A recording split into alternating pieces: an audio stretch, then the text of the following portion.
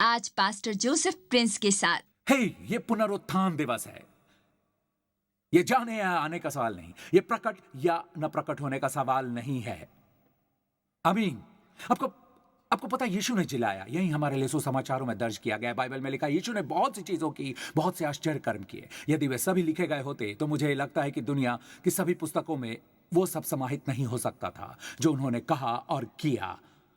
यूहन्ना में भी यही कहा गया है। यूहन्ना में लिखा है, मैं समझता हूं कि जो पुस्तकें लिखी जाती हैं जगत में भी न समाती। आमीन। लेकिन सुसमाचारों में जो हमारे लिए दर्ज है, हमारे यीशु द्वारा मृतकों को जीवित करने के 3 वृत्तांत हैं। मैंने पहले इसका संकेत दिया था। याईर की बेटी, उसके नाम का जिक्र किया गया है। जब यीशु ने उसे मुर्दों में से जिलाया तो वो 12 वर्ष की थी। और फिर नाइन नगर का एक नौजवान, विधवा का बेटा, और क्योंकि वो एक विधवा है, उसका पति मर चुका है, उसकी सारी उम्मीदें इस लड़के में सिमटी हुई हैं। हमें यह नहीं बताया गया कि उसकी उम्र कितनी है। नौजवान आदमी किशोर हो सकता है, और उसकी अभी अभी मौत हुई। तो याईर की बेटी, जिसकी उम्र 12 साल थी, और जब यीशु घर आ रहे थे, क्योंकि वो बीमार थी, जब यीशु रास्ते में थे, वो मर गई। तो हम जानते हैं कि वो अभी अभी मरी है। नाइन का वो नवयुवक, उन दिनों में वे लोगों को उसी दिन दफनाते थे जिस दिन उनकी मृत्यु होती थी। वे ऐसी चीजों में बहुत जल्दी करते, तो संभवतः वो घंटों पहले मर गया।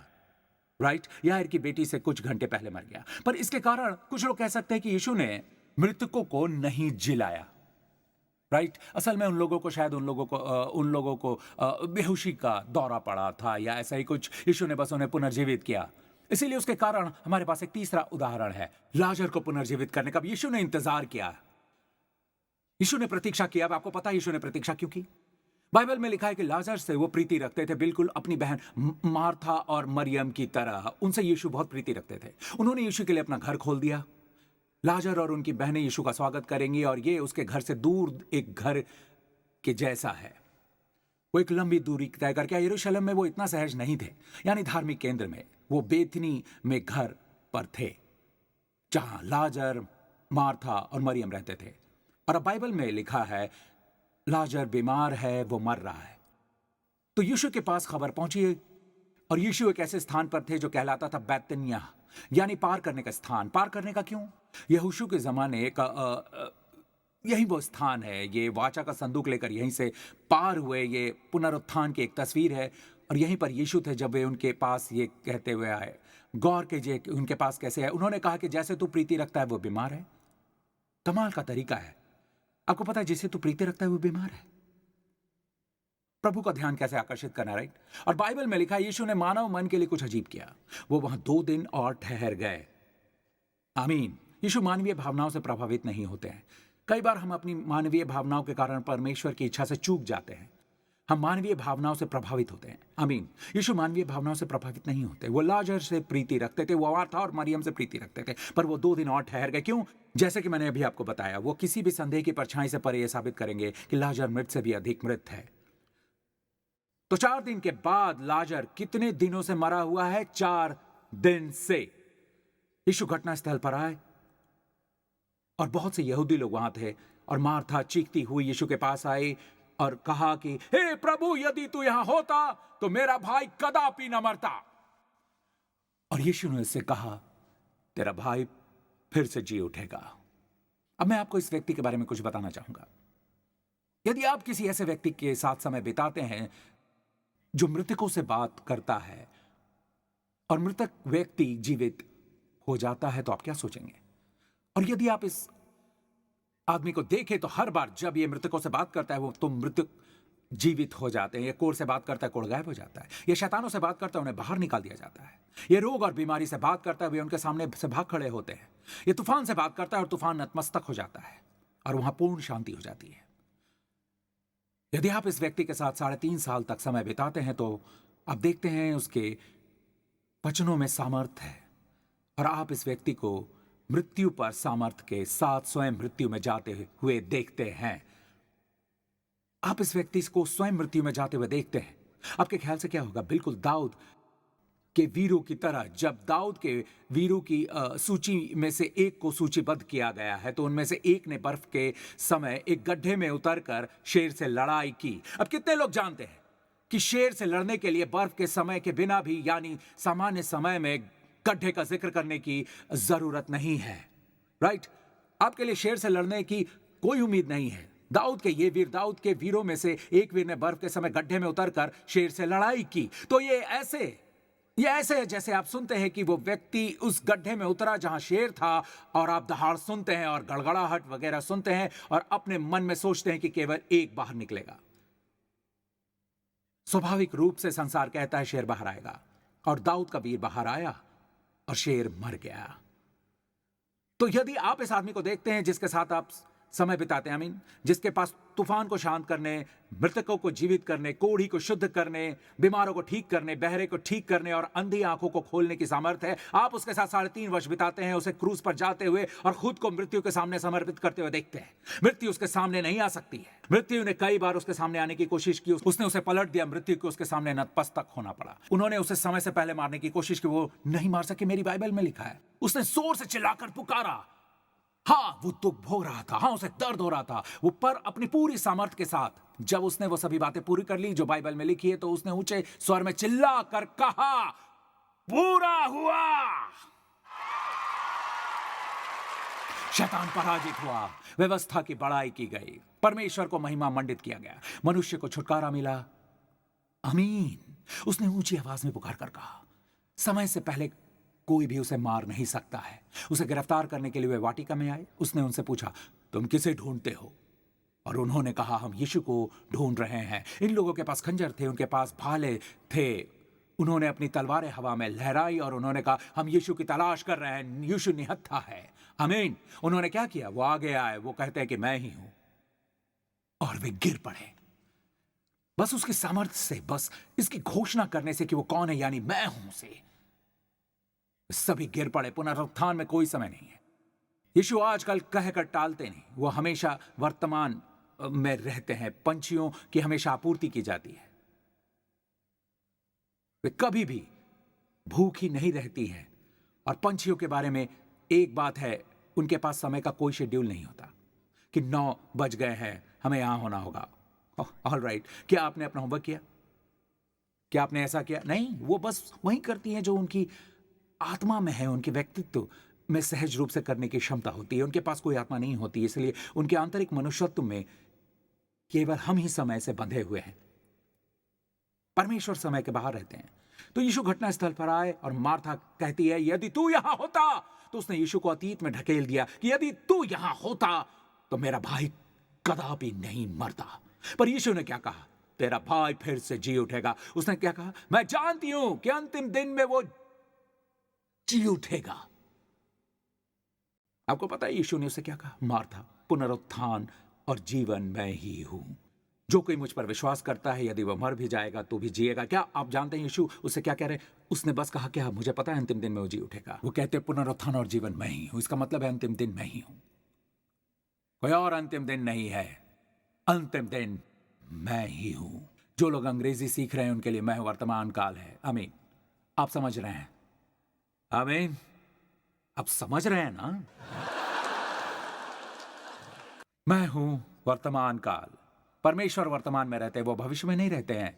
इसलिए भविष्य के बारे में आप चिंता करना बंद कर दीजिए, वो कोई अनुग्रह नहीं है। जब आप भविष्य के बारे में चिंतित होते हैं तो आप और ज्यादा निराशा होने लगती है। ऐसा लगता है परमेश्वर आपकी सहायता नहीं करते, क्योंकि वो क्षेत्र नहीं है जिसमें वो रहते हैं, वो क्षेत्र नहीं है जिसे वो आशीषित करते हैं। यदि आप अतीत में जीते हैं तो पछतावा होता है और काश में ये होता, काश में वो होता, काश मैंने ये नहीं किया होता, काश मैंने वो नहीं किया होता, काश में होता। आपको पता है यदि आप अतीत में जीते हैं तो कोई अनुग्रह नहीं है, क्योंकि परमेश्वर वहां नहीं रहते। परमेश्वर वह कहां रहते हैं? वर्तमान में।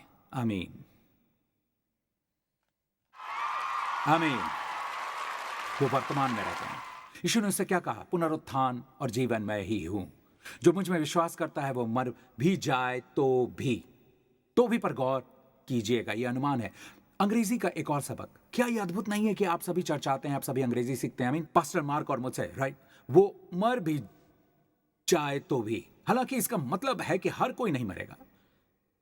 एक पीढ़ी होगी जो मौत नहीं देखेगी, और मेरा मानना है कि हम वही पीढ़ी हैं। हाँ, मैं आपको अभी बताऊंगा।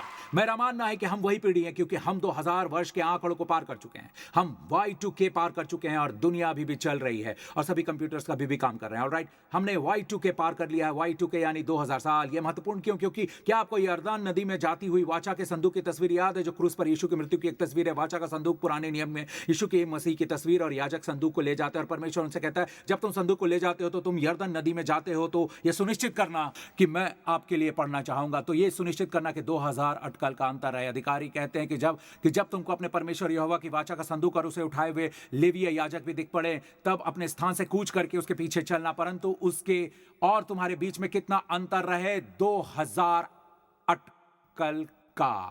1000 का क्यों नहीं? 3000 का क्यों नहीं? उसके और तुम्हारे बीच ठीक 2000 अटकल की दूरी रहे। प्रभु यहां क्या कह रहे हैं?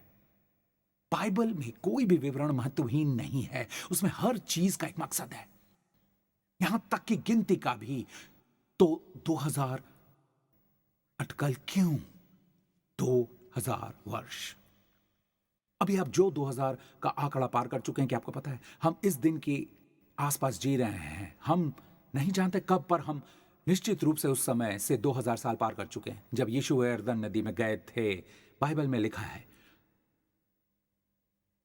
वाचा का संदूक पहले जाएगा, और परमेश्वर ने इज़राइल की संतान को बताया, वाचा के संदूक के निकट मत आना। अवश्य 2000 अटकलों का अंतर रखना। बाय द वे, स्वाभाविक रूप से 2000 अटकल तकरीबन 1 किलोमीटर के बराबर ही अच्छा खास अंतर है, आपको पता है। तो याजक का वाचा का संदूक ले जाना, उसकी एक तस्वीर है कि यीशु यरदन नदी में सबसे पहले जाएंगे। और उस समय बाइबल में यीशु 3 में लिखा है, ये वो यरदन नदी का जल अपने करारों पर बहा करता है, वो बहुत गहरी है और उस समय उसे पार करना खतरनाक है। क्या ऐसा नहीं है कि परमेश्वर हमेशा अपनी महिमा दिखाने के लिए सबसे कठिन क्षणों को चुनते हैं? यह ऐसा है जैसे यीशु अपनी पूरी सामर्थ के साथ मृत्यु में प्रवेश कर रहे हैं। आमीन। उन्होंने मृत्यु में प्रवेश किया। बूझिए कौन जीवित निकलेगा? यीशु। और मृत्यु हार जाएगी। आमीन। फिर आप कहते हैं, पास्टर प्रिंस, लोग अभी भी मर रहे हैं, यहां तक कि मसीह भी मरते हैं। हाँ, यीशु ने कहा, पुनरुत्थान और जीवन मैं ही हूं। वो जो मुझ पर विश्वास करते हैं मर भी जाए तो भी जीवित रहेगा। तो वहां तौबी का मतलब है आपको मरना नहीं है। तौबी का मतलब है अनुमान। वो मर भी जाए तो भी वो जीवित रहेगा। तो यदि आप यीशु के आने से पहले मर जाते हैं, आमीन, तो विश्वासी के लिए मृत्यु सोने के समान है। मृत्यु में अब ना कोई सामर्थ है, नहीं इसमें कोई डंक है। आमीन। और एक ऐसी पीढ़ी है जो मृत्यु नहीं देखेगी।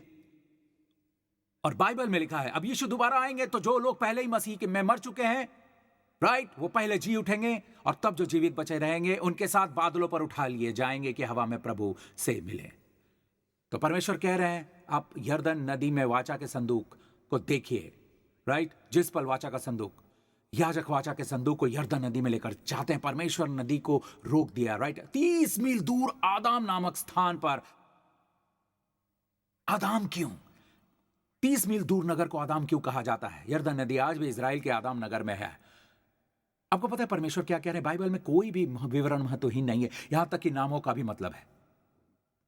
आमीन। उन्होंने वो वचन दिखाया, राइट। जब वो जल ऊपर की ओर बहा आता था बहुत दूर, आदाम नगर के पास रुककर ढेर हो गया। आदाम का मतलब होता है मनुष्य।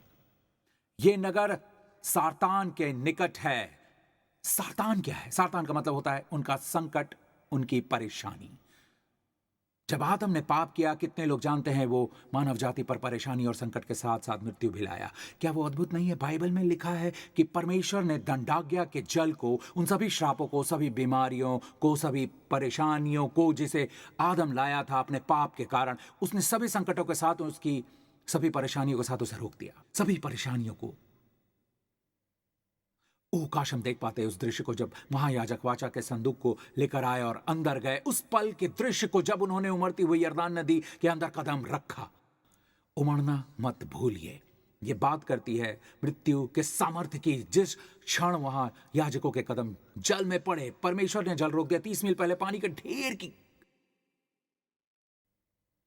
कल्पना कीजिए। इसमें कोई आश्चर्य नहीं कि यरीहो कांप उठा।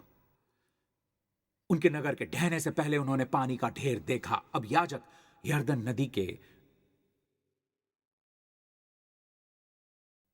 मध्य में स्थिर खड़ा है।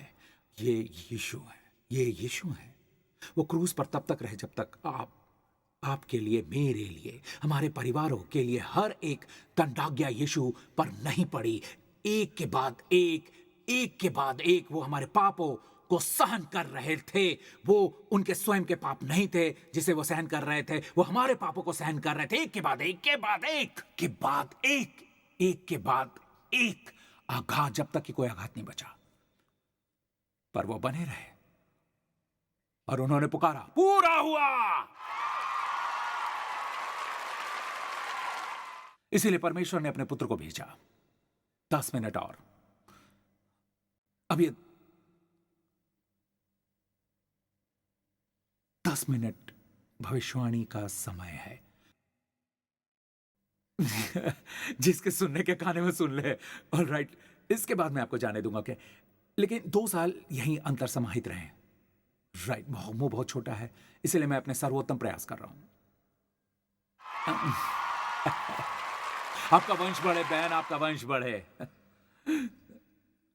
अब सुनिए, लोग आए, राइट, 2000 अटकलों के अंतर पर जब लोग आए, आप और मैं यीशु से 2000 वर्ष, इस समय 2022 वर्ष है। 2000 वर्ष किस बात के? यीशु के यरदन नदी में जाने के, जो कि उनकी मृत्यु में जाने की एक तस्वीर है। आमीन। यही बपतिस्मा का मतलब होता है। अब दंड की आज्ञा के दूसरी ओर है। दंड की आज्ञा आपको छू नहीं सकती, ये आपके सामने नहीं है। मृत्यु आपके सामने नहीं है, दंड की आज्ञा आपके सामने नहीं है, ये आपके पीछे है। आपके सामने क्या है? महिमा का भवन। आमीन। ये आपके सामने है। परमेश्वर की स्तुति हो और परमेश्वर की सभी आशीषें। हमें इस सब पर विचार करना होगा। अब सुनिए, जब इजराइल की संतानें जहां याजक थे वहां आई, याजक अभी भी वहीं थे, यरदन नदी के ठीक बीच में, और पानी का ढेर आकाश में लहराता हुआ देखा जा सकता था। और इजराइल की संतानें यरदन नदी में आई। याद है ना, कुछ घंटे पहले ही ये अपने किनारों पर बह रही थी। मृत्यु कभी कभी इतनी भयंकर प्रतीत हो सकती है, ये समय है, हर किसी पर आती है, कोई भी इसे हरा नहीं सकता। पर अब जब इस्राएल की संतान उस नदी के पास आई तो मृत्यु को दर्शाती है, यानी यरदन। उन्होंने यरदन नदी में कदम रखा। अब लोगों की बारी है, राइट। एक भी नहीं, पानी की एक एक बूंद भी नहीं देखी। जब आपका समय आता है, यदि यीशु हमारे जीवन काल में वापस नहीं आते, मेरा मानना है कि वो वापस आते हैं, लेकिन यदि वो वापस नहीं आते हैं तो आपको मृत्यु की एक बूंद भी महसूस नहीं होगी। आमीन। यहां तक कि आपका दिल धड़कना बंद हो जाता है। आप कहते हैं, हवा मैं कहां हूं? या खुदा, मुझे बहुत जीवन महसूस हो रहा है। हवा, मुझे बहुत अच्छा महसूस हो रहा है। राइट, तभी स्वर्गदूत दर्पण लेकर आते हो, मैं बहुत सुंदर दिखता हूं, हैंडफ्यूज हैंडसम। स्वर्ग में ये बहुत ज्यादा है। वो पास्टर, आप बहुत कारनी है। मैं सहमत हूं, क्योंकि बाइबल में लिखा है यूसुफ ने अन्न बेचा। ये भोजन वस्तु का प्रतीक है। यीशु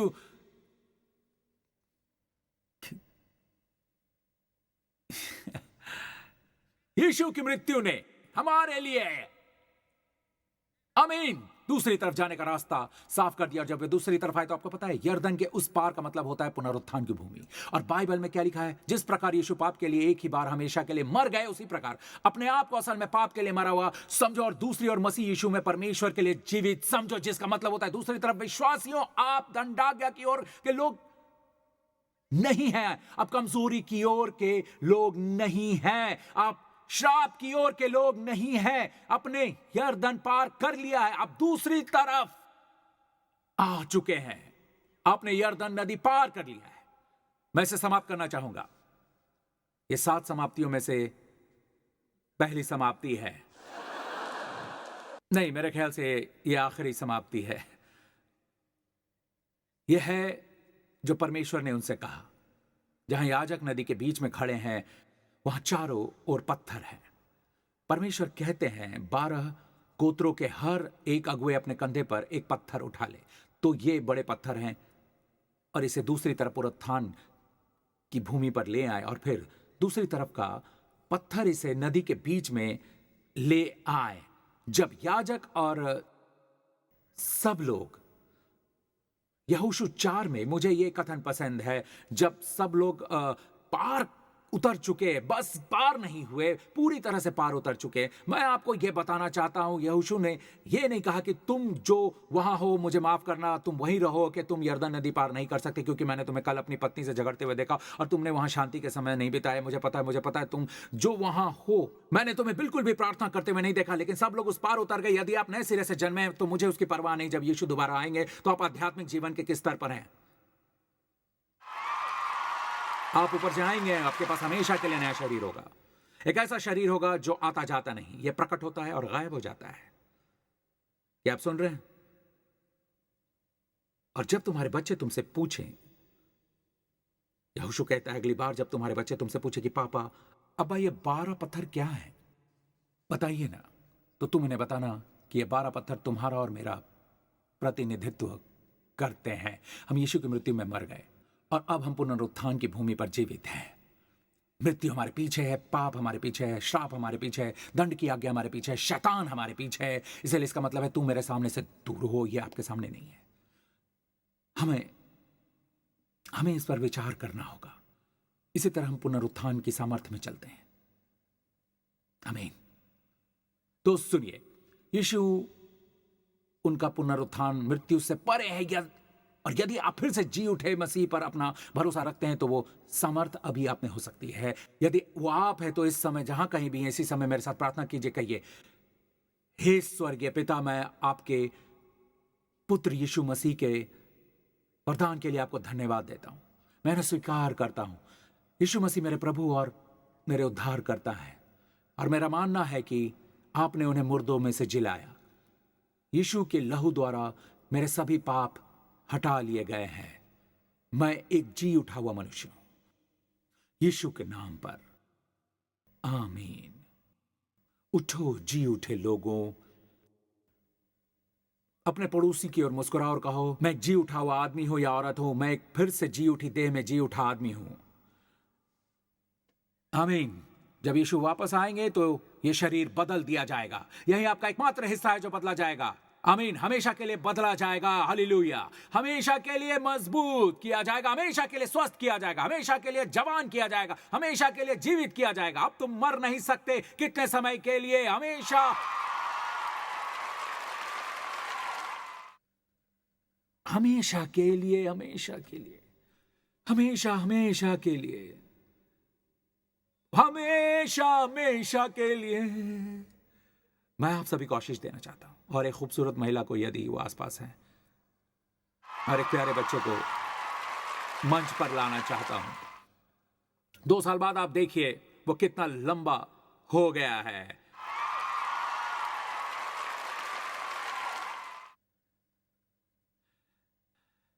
यहां इस महिला ने गुड फ्राइडे के दिन हाफवे हाउस में द टर्निंग पॉइंट में सेवा की। उसने पिता के प्रेम के बारे में एक महान उपदेश दिया। क्या आप कुछ कहना चाहते हो? रेगिस्तानी द्वीप पर एक पोलार बेर को क्या कहेंगे? एक रेगिस्तानी द्वीप पर पोलर बियर को क्या कहते हो? क्या खो गया। चीजों को और जटिल मत बनाइए। इस पूरे स्थान पर अपने हाथ ऊपर उठाइए।